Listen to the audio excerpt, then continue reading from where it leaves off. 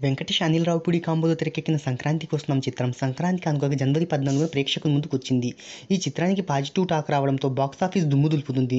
తొలి వారంలోనే 200 కోట్లకు పైగా వసూలు సాధించి ప్రస్తుతం 300 కోట్లకు అడుగులేస్తుంది.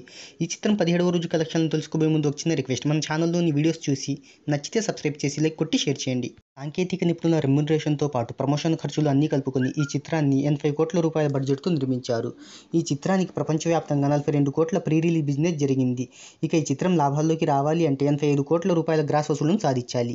తన పని అయిపోయింది అనుకున్న టైంలో ఈ సినిమా హిట్తో అన్ని విమర్శలకు చెక్ పెట్టాడు వెంకటేష్. ఈ సినిమా ఇప్పటికే 250 కోట్లకు పైగా గ్రాస్ వసూళ్లతో వెంకటేష్ కెరీర్లో బిగ్గెస్ట్ హిట్గా నిలిచింది. కేవలం 80 కోట్ల బడ్జెట్తో ఈ చిత్రం తెరకెక్కింది. తొలి వారంలోనే 200 కోట్ల వసూళ్లను రావచ్చింది. కేవలం 3 రోజుల్లోనే బ్రేక్ ఈవెన్ను సాధించింది. ప్రస్తుతం 300 కోట్లకు అడుగులేస్తుంది. ఈ మూవీ కలెక్షన్ల వివరాల్లోకి వెళ్తే తొలి వారంలో 203 కోట్ల వసూళ్లను సాధించింది. తెలుగు రాష్ట్రాల్లో 160.4 కోట్లు, కర్ణాటకలో 8.4 కోట్లు, తమిళనాడులో 1.4 కోట్లు, రెస్ట్ ఆఫ్ ఇండియాలో 2.8 కోట్లు, ఓవర్సీస్తో 26 కోట్లను వసూళ్లను అందుకుంది.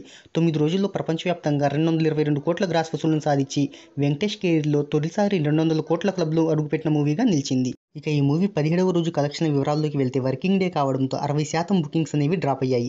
ఈ చిత్రానికి ప్రపంచవ్యాప్తంగా 17వ రోజు 1.2 కోట్ల గ్రాస్ వసూళ్లు వస్తాయని ట్రేడ్ వర్గాలు అంచనా వేస్తున్నాయి. దీంతో ఈ సినిమా 17 రోజుల్లో 170 కోట్ల షేర్ను క్రాస్ చేస్తుందని ట్రేడ్ వర్గాలు భావిస్తున్నాయి.